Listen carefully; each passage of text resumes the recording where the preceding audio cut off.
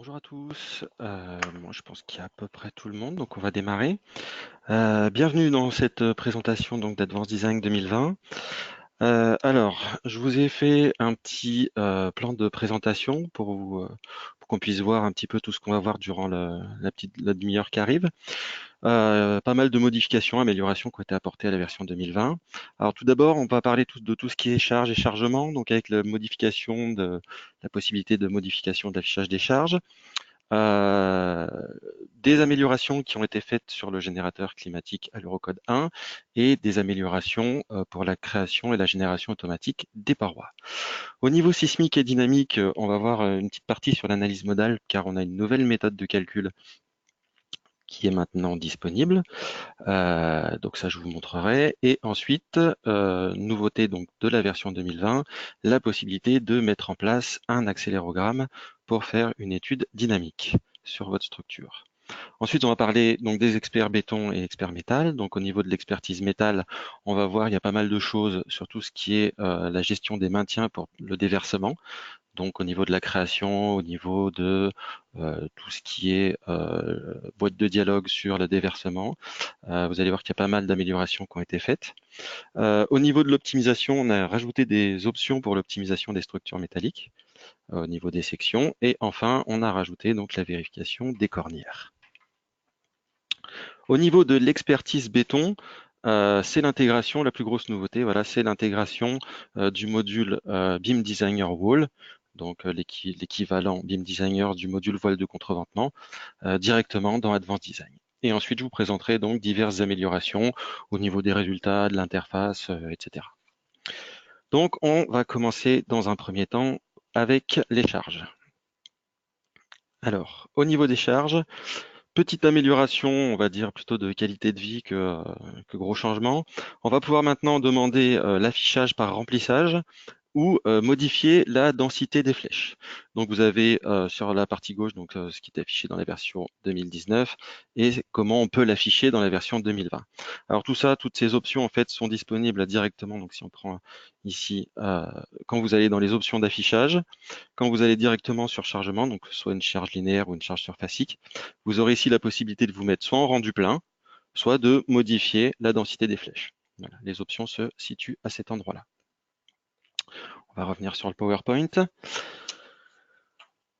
Toujours au niveau des charges et au niveau des générateurs, c'est le générateur devant à l'Eurocode 1. Donc, on a intégré les recommandations du CN2CM.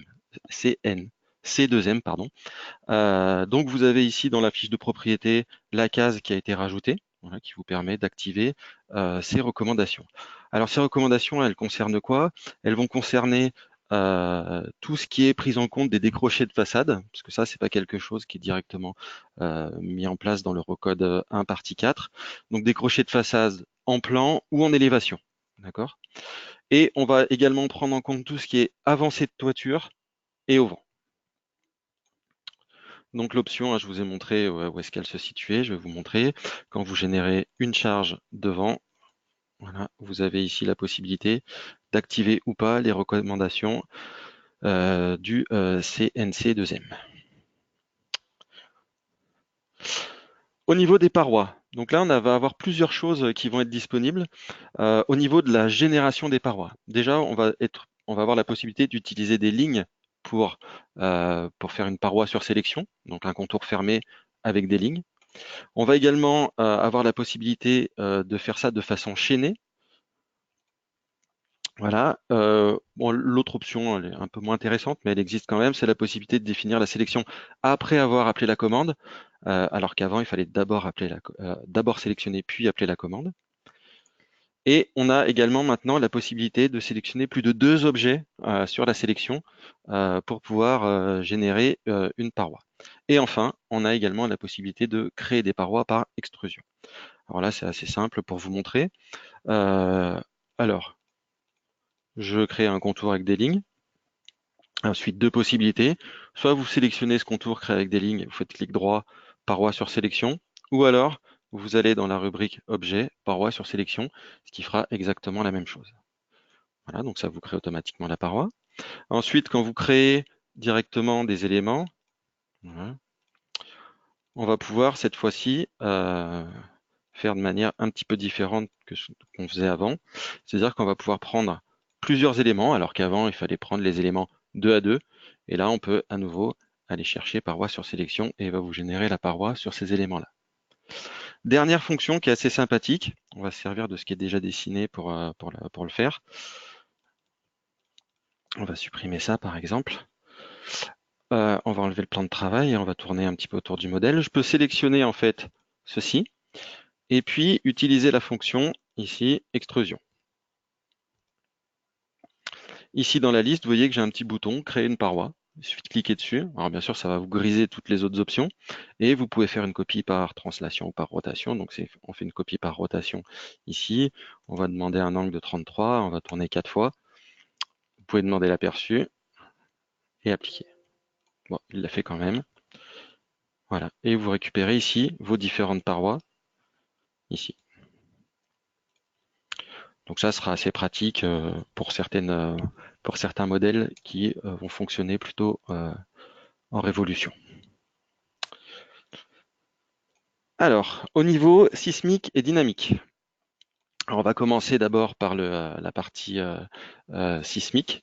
Donc, on a une nouvelle méthode de calcul qui est disponible dans Advanced Design. En plus de la méthode des vecteurs propres qu'on avait déjà, on a maintenant, donc vous voyez dans la fiche de propriété, vous avez le choix entre deux types, donc vecteur propre ou vecteur reads, dépendant de la charge.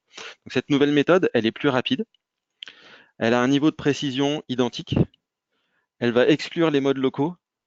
Et surtout, elle a un avantage, c'est que vous pouvez définir un taux de participation pour l'arrêt de l'analyse, au lieu de rentrer un nombre fixe, comme vous pouvez le voir sur l'image qui est juste en dessous.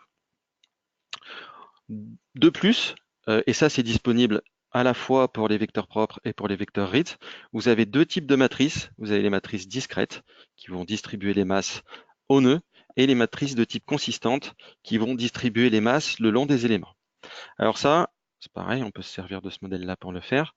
Quand vous allez créer une famille sismique, dans la rubrique ici mode, vous allez pouvoir ici choisir soit vecteur propre, soit vecteur reads dépendant de la charge. Et une fois que vous aurez choisi la deuxième méthode, ben vous aurez le choix entre nombre de modes et taux de participation, ce qui vous permettra de mettre par exemple ici 90% et il fasse tout seul l'arrêt. Alors, si on compare les deux méthodes, on a pris un petit modèle qu'on a lancé sur le même poste. Pour obtenir les 90% avec la méthode des vecteurs propres, il faut 50 modes sur ce modèle-là, avec un temps de calcul d'environ 10 minutes, alors qu'avec les vecteurs reads, avec seulement 28 modes, on excite 98% de la masse et le temps de calcul est de 5 minutes, donc divisé par 2. Donc, l'avantage de cette méthode, c'est que comme vous pouvez spécifier un taux de participation, vous n'avez qu'un seul calcul à faire, vous n'avez pas d'itération particulière à faire. Automatiquement, au bout de la première analyse, vous avez l'excitation désirée. Du coup, effectivement, comme il n'y a pas plusieurs fois 10 minutes à faire, vous gagnez un temps important. Ensuite, pour l'analyse par accélérogramme, donc vous avez dans la rubrique charge dynamique temporelle, vous avez en plus des types de sollicitations quelconques et harmoniques qu'on avait précédemment, vous avez la possibilité donc de mettre un accélérogramme et on vous fournit des enregistrements sismiques réels que vous voyez ici. Alors, ça c'est pareil, on va pouvoir le mettre en place. Il suffit de créer un cas de charge dynamique temporelle, de venir dessus, pardon, ici. Vous venez choisir ici accélérogramme. Bien sûr, il faudra modifier début, fin, intervalle, etc. comme pour le reste, mais vous pouvez ici éditer l'accélérogramme. Donc, par défaut, l'accélérogramme est vide. Et vous devez simplement venir ici charger et vous avez une liste de fichiers qui sont disponibles. Alors, comme vous pouvez le constater, il y en a qui sont marqués à l'échelle, d'autres qui sont marqués pas à l'échelle, donc not scaled et scaled. Si vous en choisissez un pas à l'échelle, il faudra bien penser à mettre le facteur d'échelle ici, correct, pour la prise en compte. Donc là, vous pouvez double-cliquer sur l'image, zoomer, etc., avoir toutes les valeurs de tous les points, comme on pouvait déjà le faire précédemment.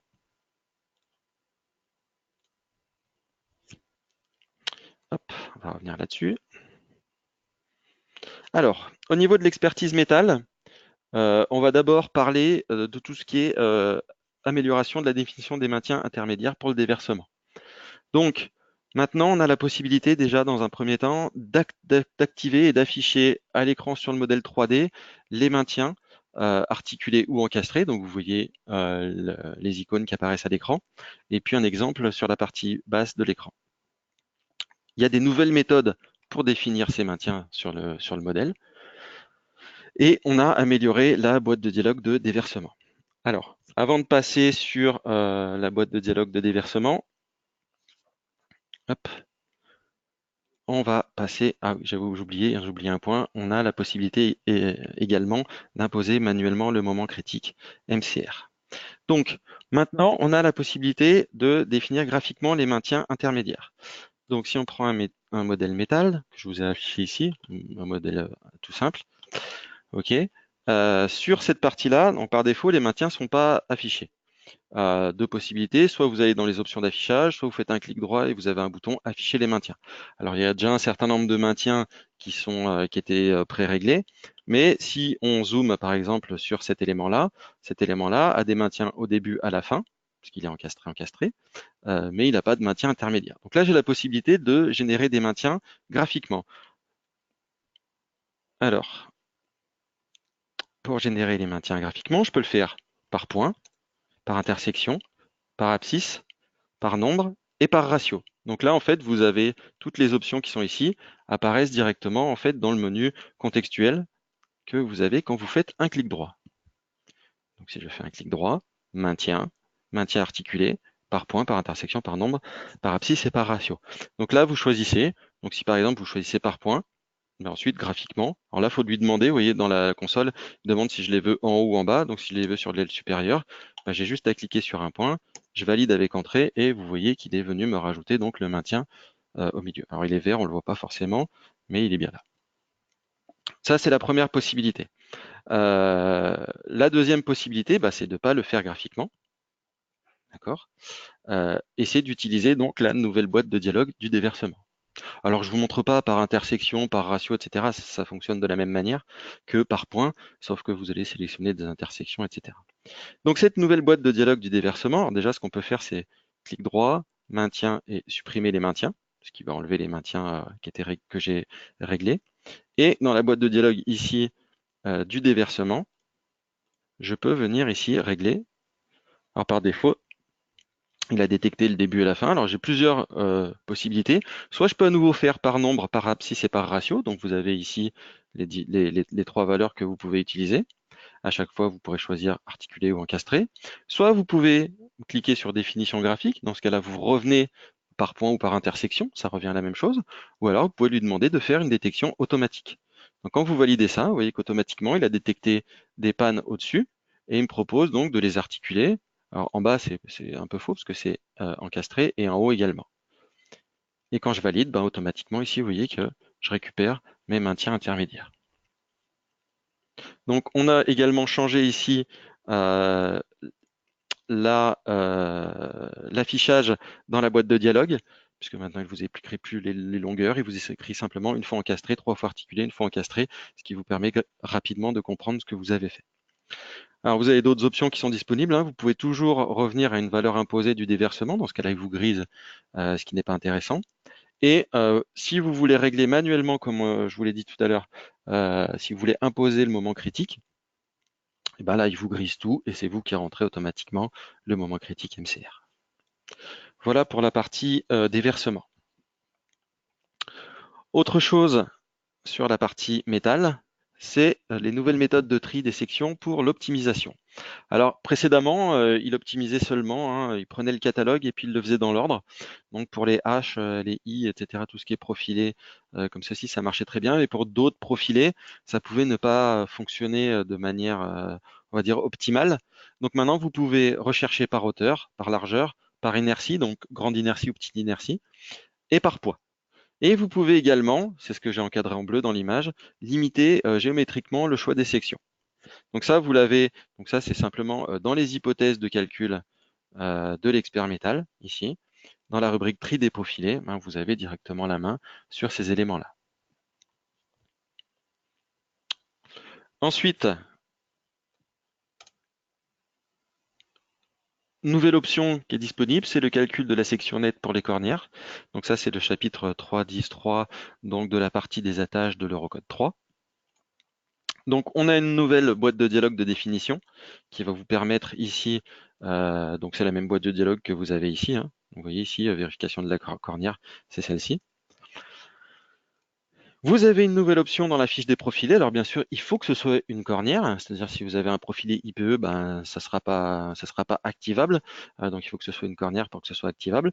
Et vous pourrez du coup choisir la position des trous si c'est une cornière inégale, les trous des boulons, les diamètres nominaux, etc. À mettre en place et le nombre de boulons. Et vous avez un nouveau tableau dans les notes de calcul pour cette vérification-là. Alors pour que le calcul de la section nette soit possible, vous devez absolument faire un calcul non linéaire, sinon vous aurez simplement un avertissement dans la boîte de dialogue qui vous dira qu'il ne calculera pas la section, enfin la surface nette, parce que vous n'avez pas activé le calcul non linéaire. Au niveau de l'expert béton maintenant. Alors comme je vous l'ai dit tout à l'heure en introduction, voilà, le plus gros dans cette version-là, ça va être le calcul des voiles directement dans Advanced Design, donc les voiles porteurs voiles armés, et des voiles de contreventement, donc les voiles sismiques. On va également être capable de calculer des groupes de voiles, d'accord? Et bien sûr, on aura les calculs détaillés, les notes de calcul et les plans de ferraillage de ces éléments-là, d'accord? Donc là, je vous ai préparé un petit modèle béton qui est déjà calculé, donc qui est sur plusieurs étages, comme vous pouvez le constater ici. Hop, on va directement passer en analyse. Je vous ai épargné le temps de calcul sur ce modèle-là. Donc si on prend un voile ici et qu'on affiche, je ne sais pas moi, par exemple, le séisme en X, qu'on demande les torseurs, par exemple N sur ce voile-là. Donc vous avez ici la valeur du torseur.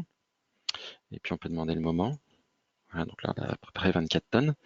Donc là, vous avez deux possibilités. Soit vous réalisez un clic droit et vous faites ouvrir dans le BIM Designer. Donc là, il va vous ouvrir le BIM Designer dans Advanced Design. Soit vous faites exporter vers le BIM Designer. Dans ce cas-là, il faut avoir la licence qui va bien pour pouvoir exporter vers le BIM Designer, donc en standalone. Mais là, vous perdez le lien, c'est-à-dire que vous n'avez pas de retour possible entre le module et Advanced Design. Ou bien vous pouvez aller directement dans l'onglet Design. Ici, le voile que j'ai sélectionné ici, c'était le voile numéro 12. D'accord? Et simplement double-cliquer dessus. Donc, vous voyez que dans la partie basse de la console, en bas, il écrit chargement de l'élément 12 du système numéro 4 voile. Et donc là, il est en train de me charger le module voile directement en fait dans Advanced Design. Donc là, il vous charge le module. Donc, bien sûr, c'est un module de calcul, hein, donc de BIM Designer. Donc bien sûr, vous avez la main sur pas mal de choses. Alors déjà au niveau géométrie, bah là, il a déjà tout récupéré d'Advanced Design, à savoir la longueur, le point de début, le point de fin, etc., le nom de l'élément. La géométrie des voiles en place. Donc là, j'ai mon surface stick 12 d'épaisseur 20. Donc ça, il a tout récupéré. Et bien sûr, toutes les hypothèses de calcul que je dois rentrer pour faire le calcul de mon voile. Ici, l'angle de diffusion des charges, les excentricités, le type de méthode de calcul, les méthodes de calcul pour les aciers longitudinaux, si c'est un voile intérieur ou extérieur. Ensuite, pour les dispositions sismiques, bien sûr, il a détecté que c'était un voile. Donc là, il a récupéré tout seul les zones de sismicité, les catégories d'importance, etc. Et il a détecté donc par défaut, comme j'étais en DCM, que c'était un mur de grande dimension. Après, vous avez la main dessus, hein, donc vous pouvez changer, il y a pas de problème. Au niveau des hypothèses de flambant, bah là, vous en avez différentes. Donc, bien sûr, ça va changer si vous avez des groupes de voiles ou pas. Les hypothèses sur le béton armé et la classe de ductilité, et puis la surface de reprise. Voilà. Et puis ensuite, les enrobages voile par voile. Donc là, il n'y a qu'un seul voile.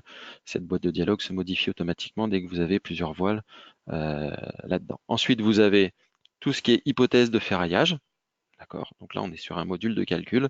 Donc, on va avoir toutes les hypothèses de ferraillage pour les voiles armées. Est-ce que je veux des aciers ou est-ce que je veux des treillis soudés pour la partie centrale? Pour les voiles extérieures, par exemple, parce que là, c'est un voile extérieur. Est-ce que je veux des attentes au-dessus, des attentes en dessous? Est-ce que je veux imposer des treillis soudés, etc. Et vous avez la même chose pour les chaînages. Alors, bien sûr, là, vous avez une rubrique acier de trémie, mais sur un voile de contreventement, il refusera de vous fabriquer une trémie de toute manière, puisque c'est un voile de contreventement. Et ensuite, vous avez la main sur le nombre de barres verticales en fonction de l'épaisseur du voile. Donc ça, c'est à vous en fonction de vos habitudes, de venir régler ça correctement. Bien sûr, vous pouvez régler le stock des treillis soudés, d'accord, et le stock des barres. D'accord, donc ça, on retrouve à peu près la même chose que ce qu'on a dans les autres modules. Bien sûr, dans l'onglet charges et combinaisons, on va retrouver les charges qui ont été mises en place. Et vous voyez que si on vient ici sur notre EX, on retrouve bien les 3,72 et les 25 tonnes-mètres au niveau du chargement numéro 6. Donc là, toutes les charges ont été intégrées et bien sûr, il tient compte du moment hors plan qui est très faible ici, mais il en tient compte quand même. Quand je suis OK avec toutes mes hypothèses de ferraillage, je n'ai plus qu'à cliquer sur calculer. Donc là, il va vous faire les différentes itérations pour faire le calcul du voile. Et ensuite, il vous affiche donc un résumé. Donc là, il vous affiche simplement est-ce qu'il y a des charges hors plan, est-ce que c'est un voile armé ou pas, parce qu'il peut aussi vous dire que c'est un voile non armé. Là, avec du séisme, ça aurait été un peu bizarre. Et bah voilà, si tout est vert ici, c'est que généralement, les valeurs de calcul sont bonnes, bien sûr. Ce qui est intéressant de regarder, c'est les armatures en bas, donc l'acier théorique et l'acier réel mis en place. Alors, si on veut cacher temporairement ça, on masque ici pour avoir le voile en grand. Bien sûr, vous pouvez ne pas afficher le voile, d'accord? Alors, vous avez la possibilité d'éditer effectivement un plan. D'accord? Donc si je clique sur plan, donc là il va vous générer le plan. Pendant qu'il est en train de générer le plan, je peux aussi regarder les courbes d'interaction, mais ça serait plus logique de les regarder donc sur les groupes de voiles, donc ce que je vais vous montrer juste derrière quand vous avez des cages de contreventement. Vous pouvez également regarder les diagrammes. Sur un voile sismique, c'est pas spécialement intéressant, mais si on a des charges dans le plan du voile, pourquoi pas. Et vous avez également la possibilité donc de paramétrer les notes et de générer les notes. Donc là, il va me sortir le plan de ferraillage. Donc là, il y a plusieurs nomenclatures qui vous sont proposées, comme sur les autres BIM Designers d'ailleurs. Bien sûr, vous avez toujours la main sur le ferraillage, hein. Si je clique sur le bouton ici ferraillage, bah, je peux venir modifier les ferraillages qui ont été mis en place par le logiciel dans l'âme, le ferraillage des raidisseurs à gauche, à droite, etc., changer le nombre d'aciers, etc. Donc là, c'est comme sur les autres modules, en fait, vous retrouvez les différentes options pour modifier le ferraillage. Si vous modifiez le ferraillage, vous modifiez le calcul, puisqu'il va refaire le calcul, bien sûr, pour vérifier que ce que vous avez rentré fait toujours passer le voile. Ce plan-là, vous pouvez, bien sûr, vous avez un bouton ici paramètres du plan qui va vous permettre de changer, par exemple, de le mettre en noir et blanc, etc., etc., de le mettre en centimètres, en millimètres, de changer les nomenclatures, etc. Donc ça, c'est comme sur les autres BIM Designers. Et vous avez bien sûr la possibilité donc directement soit de sauvegarder le fichier DWG pour une utilisation ultérieure, soit simplement en cliquant sur le bouton ici qui est un crayon avec une règle, de directement ouvrir le logiciel qui est réglé avec les fichiers DWG. Donc dans mon cas ici, AutoCAD. Donc, si je zoome et que j'enlève l'épaisseur des lignes, voilà, bon bah je récupère directement, hop, pardon, mon plan AutoCAD avec la nomenclature, etc., différentes choses à l'échelle. Bon là, par contre, vous perdez l'intelligence, mais vous pouvez modifier le plan à votre guise. Donc ça, c'est si jamais je fais un voile tout seul, d'accord? Ensuite, j'ai également la possibilité ici de calculer en fait des groupes de voiles. Donc dans ce cas-là, il faut bien, vous voyez ici sur ma cage numéro 1, j'ai bien coché la case en face, groupe de voiles. Si cette case-là n'est pas cochée, lui, il n'est pas capable de comprendre qu'en fait, ces quatre voiles-là fonctionnent de concert. Alors, les quatre voiles qui fonctionnent de concert sont ceux-ci. Si je vous les prends ici, hop, tac. Donc, ils sont ici, là. Ça n'a pas marché. Cage 1, filtré. Voilà, ils sont ici. Et si je veux les calculer, ben, de la même manière, il suffit de double-cliquer sur l'icône pour qu'il vienne me charger. Alors, quel est le type de calcul qui va être fait ici? Ben, il va calculer les voiles unitairement un par un, trouver le ferraillage correspondant. Vous calculez les jonctions pour qu'il n'y ait pas de doublons en fait sur les différents ferraillages. Et ensuite, il vérifie la cage de contreventement avec les courbes d'interaction. D'accord? Donc ici, si je reviens sur géométrie, ben, tout à l'heure, j'avais qu'un seul voile. Ben, maintenant, j'en ai plusieurs. Donc ça me permet de voir ici la position des éléments. Et pareil pour la géométrie des voiles. Donc là, pour chaque surface IC, vous allez avoir la possibilité de régler de manière indépendante les voiles. Ensuite, vous avez tout ce qui est hypothèse de calcul. Donc ça, on a vu tout à l'heure. Et bien sûr, ce que je voulais vous montrer, donc c'était les enrobages, parce que vous pouvez régler des choses différentes d'un voile sur l'autre. pour le calcul. Pareil pour les combinaisons. Donc pour les combinaisons, pour les efforts et les combinaisons, ben pour chaque élément, donc je vais le pousser un peu pour que vous voyez bien, je peux basculer sur le voile 1, sur le voile 2, sur le voile 3, sur le voile 4, et puis voir les torseurs qui sont associés à ça. Et vous avez en plus en bas le torseur du groupe qui est affiché, qui lui ne change pas en fonction du voile puisque c'est le torseur du groupe. Et une fois que vous êtes d'accord avec le type de ferraillage que vous voulez mettre en place, bon, bah, il suffit de cliquer sur calculer. Là, il va vous générer les différents éléments. Il vous mettra des avertissements si, bah, comme d'habitude, hein, si la géométrie du voile est incorrecte, si il y a des aciers qui sortent, etc. Il vous fera un message d'avertissement. Donc là, il me dit effectivement, j'ai un avertissement, j'ai une erreur. La longueur du voile numéro 4 est insuffisante puisqu'il devrait faire 2,17 m au minimum. Et c'est l'article 5.1.2 qui m'oblige à faire ça. Et il me dit attention, vous n'avez pas fait les courbes d'interaction, donc moi j'ai pas fait la vérification.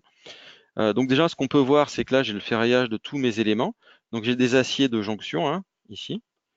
Alors, je sais pas, on va peut-être pas forcément les voir, mais j'ai des aciers de jonction. Donc si je vais dans ferraillage, je vais avoir une rubrique supplémentaire maintenant qui s'appelle acier de jonction, que je n'avais pas tout à l'heure, puisque je n'avais pas un groupe de voile. Et pour chaque nœud, entre le voile 1 et 2, voile 2 et 3 et voile 3 et 4, bah, je vais pouvoir regarder ce qu'il a mis en place de manière longitudinale et transversale. Voilà, tout simplement. Si maintenant je veux regarder les courbes d'interaction, bah, je clique dessus et c'est à ce moment-là en fait qu'il fait la vérification et qui m'affiche ici la noix d'interaction. Alors le but du jeu, bien sûr, c'est de vérifier que tous mes torseurs pour toutes mes combinaisons sont à l'intérieur de la noix d'interaction, ce qui est le cas ici, hein, j'ai aucun torseur qui sort. Donc si je reviens sur la phase modèle, il va me dire que j'aurai plus l'erreur de tout à l'heure comme quoi ça n'a pas été calculé. Alors bien sûr, si ça sort des courbes d'interaction, vous aurez un message d'avertissement. Attention, vous êtes en dehors des courbes d'interaction pour le LU, pour le LA, etc. Mais vous voyez qu'en bas, l'avertissement comme quoi il n'avait pas calculé les courbes d'interaction a disparu. Voilà pour la partie voile dans Advanced Design. Là, par contre, vous ne pouvez pas avoir de plan pour les groupes de voile. Hein, vous voyez, la rubrique plan est grisée. Donc, pour l'instant, il n'est pas possible de sortir des plans directement sur un groupe de voile. On va revenir sur le PowerPoint. Et enfin, donc, tout ce qui est amélioration diverses. Alors, vous avez quelques petites améliorations qui sont disponibles au niveau des résultats. Donc je vous les liste toutes d'un coup, puis on va les regarder ensuite. L'amélioration du ruban résultat, je ne sais pas si vous avez remarqué, mais il est un petit peu différent sur cette version-là. L'amélioration de l'affichage sur les réactions d'appui, l'amélioration de l'affichage de la color map, tout ce qui est fonction de sélection par taux de travail ou par paramètre de calcul, et l'affichage rapide des résultats d'expertise. Donc ça, on peut regarder ça là-dessus. Donc on va tout afficher. On va enlever les charges. Alors, au niveau ici de la boîte de dialogue des résultats. Alors là, on a une différence, c'est qu'avant, on n'avait pas les appuis. Donc là, on retrouve déplacement, effort, contrainte. On retrouve ici pour le choix de la combinaison. Si j'avais fait un calcul sismique ou dynamique mode par mode, ben, j'aurais pu choisir les modes ici. Et maintenant, j'ai l'affichage sur les éléments de type appui, filaire et surfacique. Et vous avez un icône devant. Et sur cette icône-là, quand vous cliquez dessus, bah, il vous emmène directement dans la partie concernant, par exemple, là, les filaires ou les surfaciques ou les appuis. Donc, c'est à vous de choisir directement. Ça vous évite de passer soit par le raccourci clavier, soit par le paramétrage des résultats. Donc par exemple ici, je pourrais très bien venir ici, dire que pour les appuis ponctuels, je veux afficher par exemple FY sous forme de valeur. Et on a une nouvelle option ici, afficher le préfixe pour les réactions d'appui, qui va vous afficher directement ici. Je ne sais pas si vous voyez. Voilà, je vais me mettre en noir pour qu'on le voit mieux. Voilà, ça vous affiche ici directement FY égale quelque chose. Autre amélioration pour les appuis, c'est qu'en plus, vous pouvez afficher directement tous les efforts F et tous les moments d'un seul coup. Alors pas les deux en même temps parce que sinon la color map serait pas bonne puisqu'il y en a qui sont en tonne force et d'autres en tonne force mètre. Mais vous avez ici directement l'affichage FX, FY, FZ directement à l'écran. Donc ça, c'est les deux premières améliorations, donc la modification du ruban et l'amélioration de l'affichage des réactions d'appui. Ensuite, pour la color map, vous avez ici une nouvelle fonction de distribution qui est disponible. Donc précédemment, on avait déjà la distribution linéaire, la distribution par histogramme, et maintenant on a une distribution linéaire sur l'intervalle délimité. Alors ça, c'est très intéressant, par exemple, en bois ou en métal, quand vous voulez afficher, on va dire, un code couleur de 0 à 100% sur votre taux de travail et rouge au-dessus de 100%. Il suffit de cliquer là, vous dites bah, tout ce qui va dépasser 100%. Bon, alors bien sûr, je suis en tonnes, mais là, par exemple, mettre tout ce qui dépasse 5. Voilà, donc il me fait une distribution linéaire entre 0,03 et 5, et tout ce qui est au-dessus est rouge. Donc c'est le nouveau mode d'affichage. Alors en béton, là, si j'ai pris un exemple béton, c'est peut-être pas très intéressant, mais en bois et en métal, c'est assez intéressant. Autre chose que vous pouvez faire, donc là par exemple, on peut passer sur le modèle métal, c'est faire une sélection. Donc dans la rubrique ici, sélection par critère. Hop, vous avez deux onglets supplémentaires maintenant. Vous avez la possibilité de sélectionner les éléments en fonction de leurs paramètres de calcul. Est-ce que le calcul métal est activé ou pas? Voilà, et je peux sélectionner. Et en plus, je peux même sélectionner les éléments dont je sais qu'ils ont un résultat. Vous voyez que vous avez ici le chiffre d'éléments. J'ai 130 éléments qui ont des résultats disponibles et j'en ai 173 dont les résultats ne sont pas disponibles. Et vous pouvez également sélectionner des éléments qui sont compris entre deux taux de travail. D'accord? Donc, par exemple, ici, les valeurs par défaut, c'est 30 et 100%. Je peux sélectionner directement tout ce qui est au-dessus de 100, tout ce qui est en dessous de 30 et tout ce qui est entre 30 et 100 directement en passant par ici. Alors ça, bien sûr, c'est vraiment dédié à la partie acier et bois, donc vous ne retrouvez pas ici béton dans la liste. D'accord? Ça, c'est assez pratique pendant l'analyse pour voir tous les éléments directement qui ont dépassé la valeur. Il suffit de cliquer dessus et puis il vous fera la sélection. Donc là, a priori, sur ce modèle-là, c'est des pannes.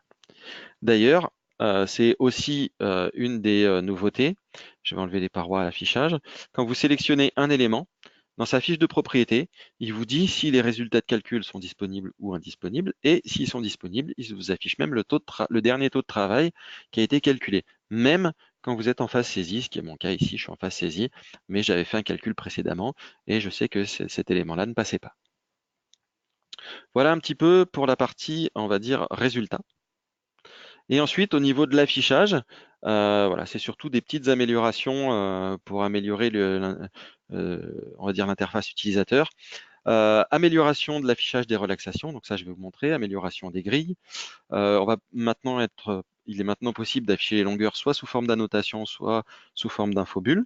Vous pouvez afficher graphiquement les dimensions des appuis. Vous avez de nouvelles options pour les unités et vous pouvez sélectionner les parois par leur type. Alors je vais prendre le dernier en premier. Donc si vous faites une sélection par critère, dans la rubrique ici type, vous avez les parois qui sont ici. Et donc maintenant, vous avez la liste.